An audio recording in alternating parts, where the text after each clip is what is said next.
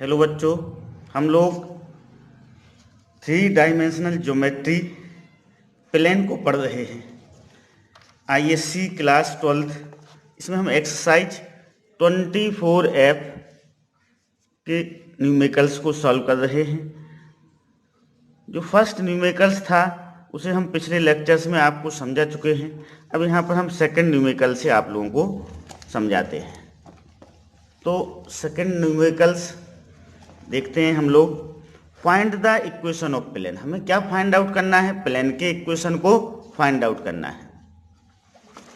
Parallel to the plane, वो plane कैसा है? इस प्लेन के पैरेलल है। 4x minus 4y plus 7z minus 3 equal to 0 के पैरेलल है।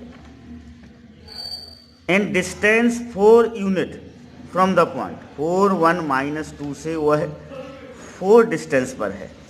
उसकी 4 1 माइनस 2 से डिस्टेंस कितनी है? 4 है। तो हमें ऐसे प्लेन को क्या करना है? फाइंड आउट करना है। ओके, तो हम फाइंड आउट करते हैं। देखो, एक्सरसाइज 24 है, क्वेश्चन नंबर 2। तो हम लिखेंगे, देखो, equation of any plane, equation of any plane parallel to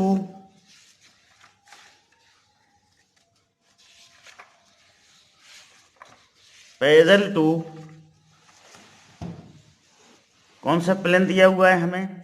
ये दिया हुआ है parallel to 4x minus 4y plus 7z minus 3 equal to 0। Is क्या होगा वो प्लेन? इज 4x ज्यों का त्यों लिखा जाएगा, XYZ वाले, 4y भी ज्यों का त्यों लिखा जाएगा, 7z भी ज्यों का त्यों लिखा जाएगा। कांस्टेंट टाइम्स की जगह हम क्या लिख देंगे? k लिख देंगे, इक्वल टू 0। इसको इक्वेशन हम क्या ले लेंगे? 1 ले लेंगे। तो any equation of any plane parallel to 4x minus 4y plus 7z minus 3 equal to 0। तो हमने देखो इतना पोर्शन सेम रहेगा। इस कांस्टेंट टाइम्स को हम चेंज करेंगे, उसकी जगह हमने क्या लिख दिया? k लिख दिया। अब इस प्लेन 1 की 4 1 माइनस 2 से परपेंडिकुलर डिस्टेंस कितनी है? 4 यूनिट है। अब देखो, तो फ्रॉम परपेंडिकुलर डिस्टेंस हम लिखेंगे ऐसा, परपेंडिकुलर डिस्टेंस, परपेंडिकुलर डिस्टेंस कौन सा पॉइंट है भाई? वो 4 1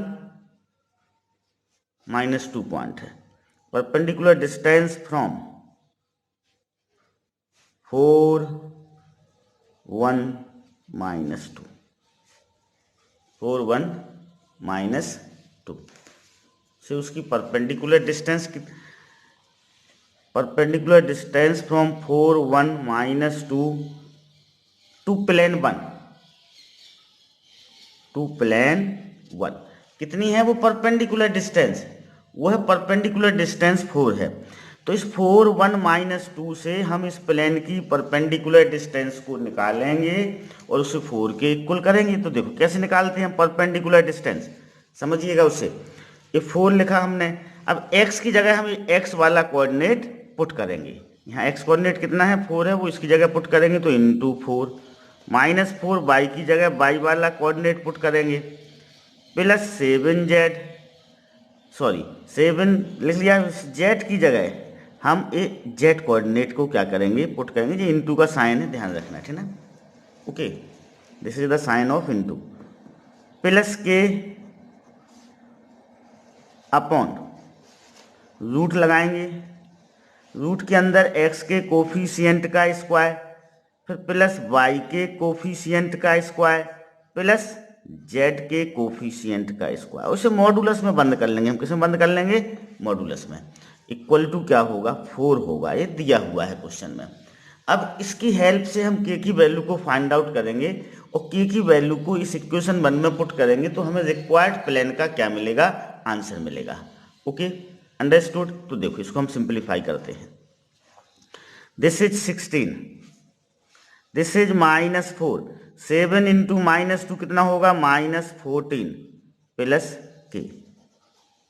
upon root, this is 16 plus 16 plus 49, ठीक है। 16 32 प्लस 49 तो ये 81 हो जाएगा, तो 9 बचेगा, इसमें मॉडुलस लगा हुआ है इक्वल टू 4। अब देखो ऊपर वाले देखें हम कितना हो गया ये, दिस इज के है, ए माइनस का 18 है और 16 है, तो माइनस का 2 बचेगा, इधर कितना आएगा 7 आएगा, प्लस के इक्वल टू क्या होगा 4 होगा, ठीक है। -2 प्लस के अपॉन 7 सॉरी अपॉन 9 81 होगा, इन सबको ऐड करेंगे तो 81 आएगा, तो ये 9 हो जाएगा। अब देखो आपको पता है जब मॉडुलस हटता है, यहाँ से मॉडुलस हटेगा तो सामने प्लस माइनस लगता है, तो ये हो जाएगा आपका -2 प्लस के upon 9 equal to plus -4। Modulus जब हटता है, लेफ्ट हैंड साइड से मॉडुलस हटता है तो राइट हैंड साइड में प्लस माइनस लग जाता है। अब हम के की वैल्यू को पुट कर दें इक्वेशन 1 में, ठीक ना, तो टेकिंग एक बार हम के को 4 लेंगे और एक बार के को -4 लेंगे, तो इक्वेशन क्या होगा, equation of plane, equation of plane हो जाएगा आपका 4x minus 4y plus 7z plus 4 equal to 0। तो एक आंसर ही आ जाएगा आपका। देखो यहाँ पर हमें के की वैल्यू फाइंड आउट करना पड़ेगी, हम अभी के को 4 नहीं लेंगे, के की वैल्यू फाइंड आउट करना पड़ेगी। -2 प्लस के अपॉन 9 ये क्या हो जाएगा आपका, -2 प्लस के इक्वल टू प्लस -36 होगा, क्या होगा प्लस -36 होगा। अब जब हम प्लस साइन लेंगे तो ये -2 प्लस के इक्वल टू 36 होगा, तो के की वैल्यू क्या होगी 38 होगी, के की वैल्यू क्या होगी 38 होगी। Okay clear. उसके बाद हम माइनस साइन लेंगे, ठीक ना, क्या लेंगे माइनस साइन लेंगे, तो जब हम माइनस साइन लेंगे, ठीक ना, माइनस साइन लेंगे तो ये क्या हो जाएगा, देखो -2 प्लस के इक्वल टू -36, तो के इक्वल टू होगा -36 प्लस 2 इक्वल टू -34। इन के की वैल्यू को हम इक्वेशन 1 में पुट करेंगे तो हमें रिक्वायर्ड आंसर मिलेगा प्लेन का। तो required equation of plane, required equation of plane क्या हो जाएगा, रिक्वायर्ड इक्वेशन ऑफ प्लेन होगा 4x minus 4y plus 7z plus एक बार के की वैल्यू हम क्या पुट करेंगे 38 पुट करेंगे, के की वैल्यू क्या है निकली अपनी 38 निकली है, तो हम उसको पुट करेंगे एक बार, के की वैल्यू क्या निकली है ये 38 निकली है, ठीक ना, तो प्लस 38 इक्वल टू 0। या दूसरा आंसर होगा के की वैल्यू दूसरी क्या निकली है, के की वैल्यू दूसरी निकली है -34, तो ये 4x minus 4y plus 7z -34 equal to 0। तो ये दो आंसर होंगे फाइनल आंसर, ठीक ना। ओके अंडरस्टूड, समझ में आ गया ना। Okay now second find the equation of the plane which passes through the point 3 - 2 4 and perpendicular to each of the plane 7x minus 3y plus z minus 5 equal to 0 and 4x minus y minus z plus 9 equal to 0। हमें उस plane का equation निकालना है जो इस वाले point से क्या हो रहा है पास हो रहा है। तो सेकंड का कौन सा क्वेश्चन है, सेकंड है। ओके सेकंड का सेकंड क्वेश्चन है, तो हम लिखेंगे देखो equation of any plane, equation of any plane, equation of any plane passing किस पॉइंट से पास हो रहा है, passing through passing through point दिया हुआ है 3 - 2 4, उस प्लेन का इक्वेशन जो 3 - 2 4 से पास हो रहा है। कैसे लिखेंगे हम, देखो ऐसा आएगा ax-3 plus b/+2 plus c z-4 = 0। इसको हम इक्वेशन 1 ले लें। क्या ले लें? इक्वेशन 1 ले लें। ठीक है। अब प्लेन 1 हम यहां पर लिखेंगे प्लेन 1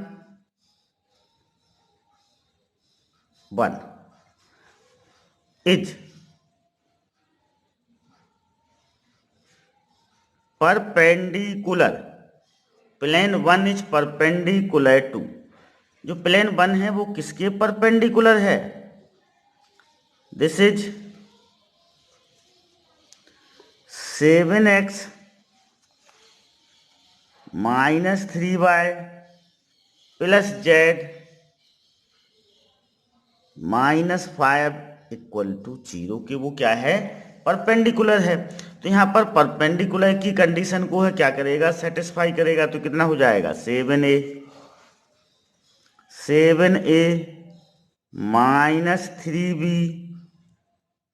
प्लस c = 0, ये कंडीशन फॉलो करेगा। तो दिस इज इक्वेशन 2 ले लिया। अब plane 1 is also perpendicular to, देखो plane 1 is also perpendicular to, is also perpendicular to, कौन से प्लेन के परपेंडिकुलर है? 4x - y - z + 9 = 0। तो इससे क्या इंप्लाई होता है? इससे इंप्लाई होगा कि 4a - b - c = 0,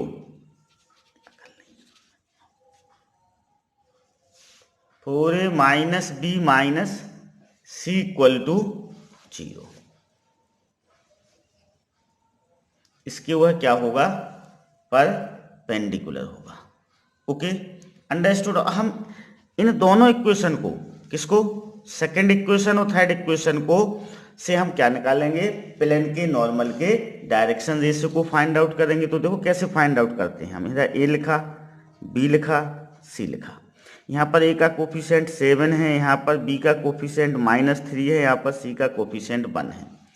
यहाँ पर 4 लिखा, यहाँ पर ए का कोफिशिएंट 4 है, यहाँ पर बी का कोफिशिएंट कितना है? -1 है। The coefficient of c is also -1। अब देखो ये डिटर्मिनेंट टाइप का बन गया, ठीक ना? बनाना हो बना लो, नहीं बनाना हो मत बनाना, ठीक ना? ओके। अब देखो ए कैसे निकलेगा? इसको बंद करेंगे हम। -3 × -1 क्या होगा? 3 होगा।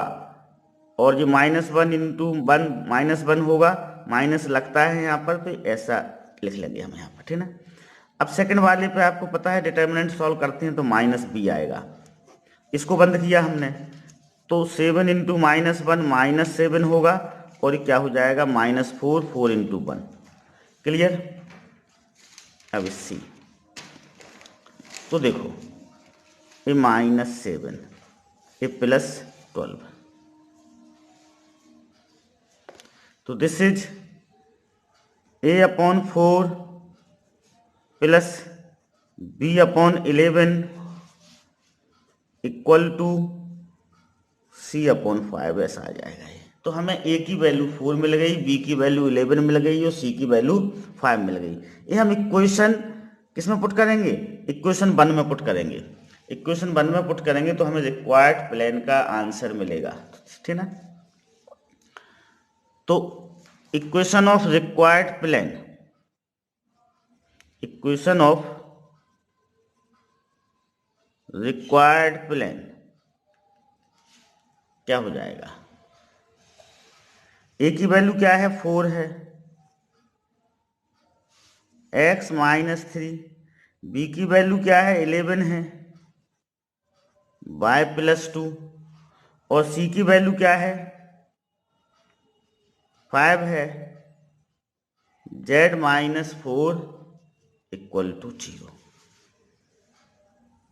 इसको हम सिंप्लीफाई कर लेंगे तो क्या हो जाएगा 4x minus 12 plus 11y plus 22 plus 5z minus 20 equal to 0। तो हो जाएगा आपका 4x plus 11y plus 5z minus 10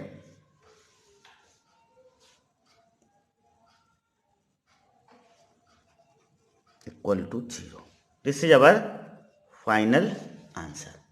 Okay, understood? Clear? Now third, second का third, find the equation of the plane perpendicular to each of the plane 3x minus y plus z equal to 0 and x plus 5y plus 3z equal to 0 and is at a distance of root 6 from the origin. origin से कितनी distance पर हो root 6 distance पर हो। Okay, इन दोनों plane पर वह perpendicular हो प्लेन और उसकी ओरिजिन से जो डिस्टेंस है वह कैसी हो रूट 6 हो। ओके,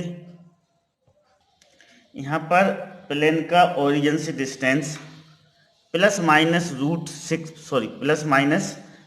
6 दिया हुआ है। कितना दिया हुआ है? तो equation of any plane whose distance from origin is root 6 is Lx plus m y plus n z equal to root 6। हमने यहाँ पर प्लेन के नॉर्मल फॉर्म का यूज किया है। प्लेन का नॉर्मल फॉर्म क्या होता है? ओरिजिन से उसकी डिस्टेंस दी रहती है, साथ में ओरिजिन से जो प्लेन पर परपेंडिकुलर ड्रॉ किया जाता है उसकी डायरेक्शन कोसाइंस क्या होते हैं? एल, एम और एन होते हैं। तो यहाँ पर एल, एम और एन क्या हैं? डायरेक्शन कोसाइंस हैं। किसके? प्लेन के नॉर्मल्स के क्या है? डायरेक्शन कोसाइंस हैं। तो यहाँ पर ध्यान रखना कि डायरेक्शन कोसाइंस हैं, डायरेक्शन रेशो नहीं है।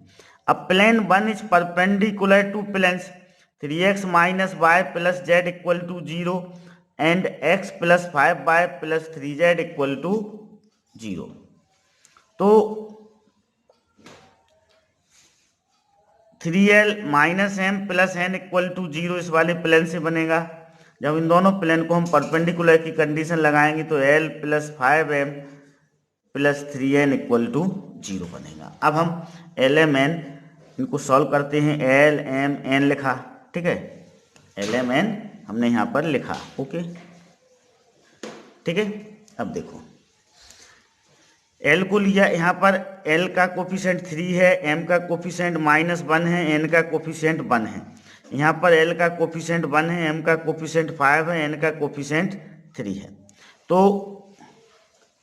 एल इसको बंद करेंगे हम, -1 इंटू 3 करेंगे तो -3 आएगा, इसको मल्टीप्लाई करके माइनस कर देंगे। फिर एम पे माइनस का साइन लगेगा, ये 9 ये -1, फिर एन 15 प्लस हो जाएगा 1।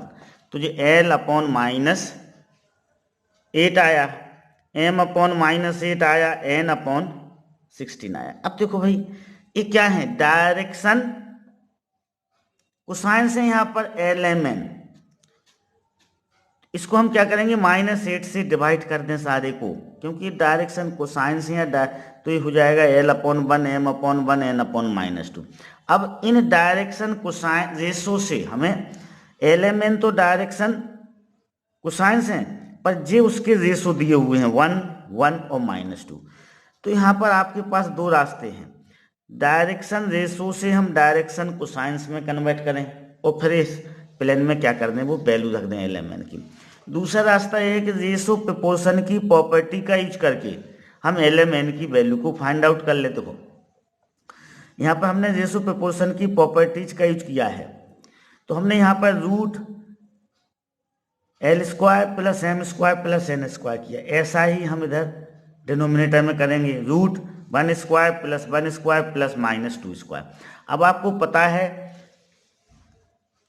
कि L square plus M square plus N square की वैल्यू 1 होती है, तो ये क्या हो जाएगा, L upon 1 equal to M upon 1 equal to N upon -2 equal to plus minus root 1 upon root 6 हो जाएगा। तो एल की value plus minus 1 upon root 6, M की value plus minus 1 upon root 6 और एन की वैल्यू प्लस, ठीक है ना, माइनस प्लस 2 अपॉन रूट 6। तो रिक्वायर्ड इक्वेशन ऑफ प्लेन, ये वैल्यू हम इसमें पुट कर देंगे, तो हमें required equation of plane x plus y minus 2z plus -6 equal to 0 मिल जाएगा।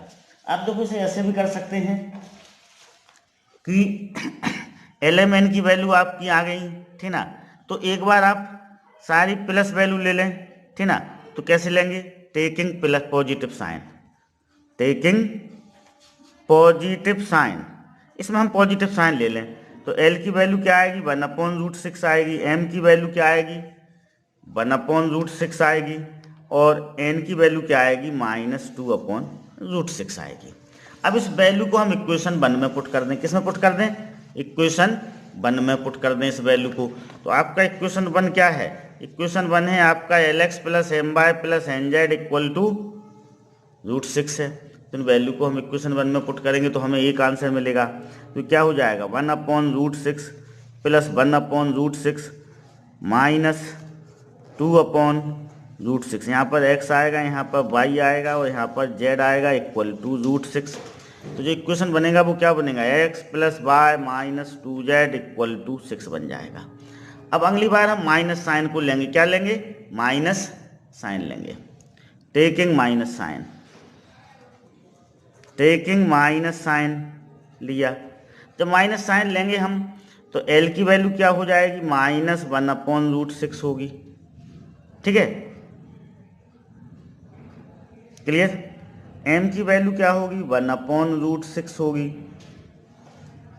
माइनस में, और ये m की वैल्यू हो गई, और z की वैल्यू क्या होगी, सॉरी n की वैल्यू होगी 2 अपॉन रूट 6। ये वैल्यू फिर हम इक्वेशन 1 में पुट करें तो हमें दूसरा आंसर मिलेगा, ठीक है, ओके। तो देखो ये क्या हो जाएगा, इक्वेशन 1 में हम इसे पुट कर रहे हैं, तो this is -1 upon root 6x minus 1 upon root 6y plus 2 upon root 6z equal to root 6 से मल्टीप्लाई कर दे सारे इक्वेशन को, तो क्या हो जाएगा, -x minus y plus 2z equal to 6 होगा, या फिर x plus y minus 2z equal to क्या होगा, -6 होगा। तो दो इक्वेशन बन गए, पहला इक्वेशन और दूसरा equation, okay, understood, clear. Students को प्रॉब्लम आ रही है कि सर आपने इसी फॉर्म में क्यों लिया, तो देखो भाई ओरिजिन से परपेंडिकुलर डिस्टेंस दी हुई है, तो हमें इसको लेने में और कैलकुलेशन करने में सुविधाजनक स्थिति बन रही है, तो इस वजह से हमने इसको l x plus m y plus n z equal to root 6 इस वाले फॉर्म में लिया है। प्लेन का नॉर्मल फॉर्म क्या होता है, l x plus m y plus n z equal to p वाले फॉर्म में लिया है, ओके। अब देखो नाउ थर्ड है, सॉरी डी, सेकंड का डी क्या बोल रहा है, सेकंड का d, find the equation of the plane through 2 2 2 and 0 -2 0, दो पॉइंट से पास हो रहा है और तीसरी कंडीशन में इस प्लेन के परपेंडिकुलर है। तो इसको हम होमवर्क में आप लोगों के लिए छोड़ते हैं, आप लोग इसे होमवर्क में करें। नाउ थर्ड क्वेश्चन की ओर बढ़ते हैं हम लोग। Find the equation of the plane which contains the line of intersection of the plane and is perpendicular to the plane, this 5x plus 3y minus 6z plus 8 equal to 0। ये भी बहुत simple question है, फिर भी हम इसे करते हैं, आप लोगों को समझाते हैं। देखो किस तरह से करेंगे, वो है देखो इक्वेशन ऑफ एनी प्लेन, देखो थर्ड, इन दोनों प्लेन के लाइन ऑफ इंटरसेक्शन से पास होने वाले प्लेन का equation, equation of any plane, equation of any plane passing through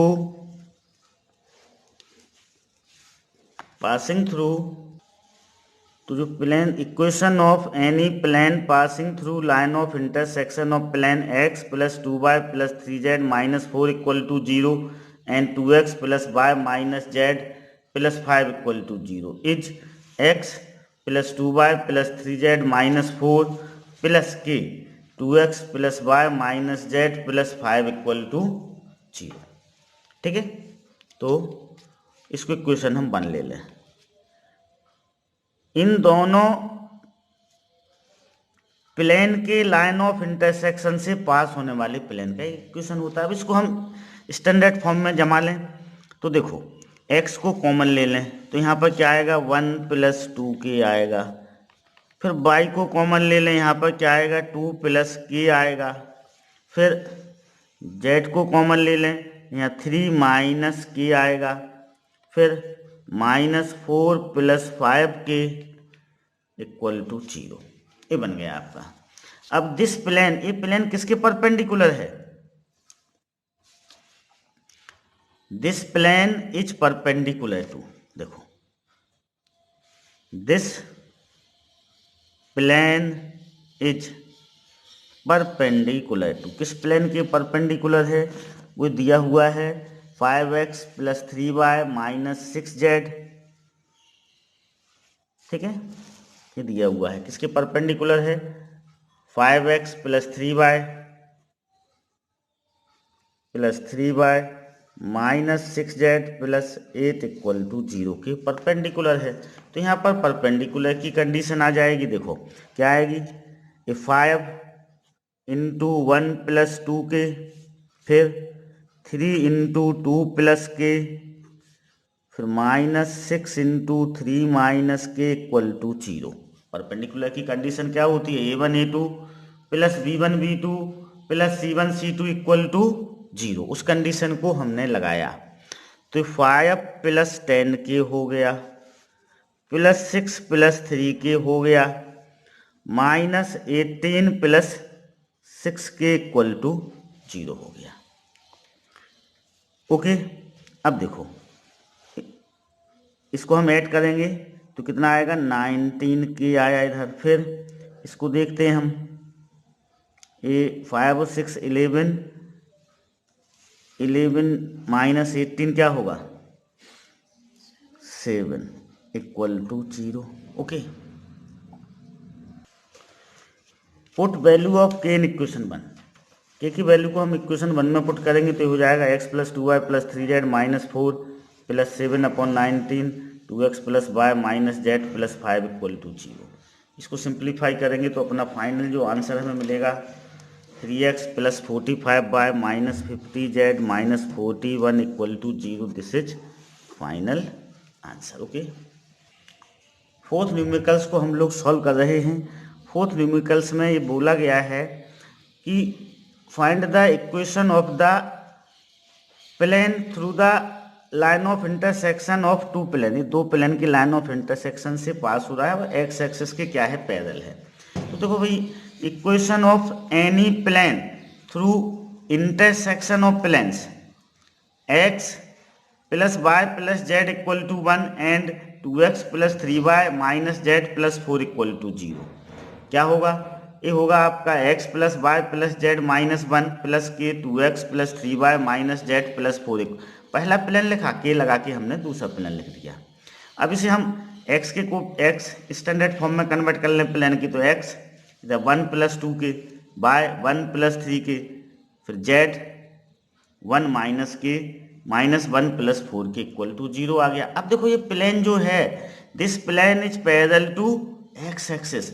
मान लो सपोज करो ये जो पेन दिखाई दे रहा है दिस इज एक्स एक्सिस और ये आपका प्लेन है, तो प्लेन का जो नॉर्मल होगा वो इस एक्स एक्सिस पे क्या होगा? परपेंडिकुलर होगा। तो यहाँ पर दो लाइन की परपेंडिकुलर की हम कंडीशन का यूज करेंगे।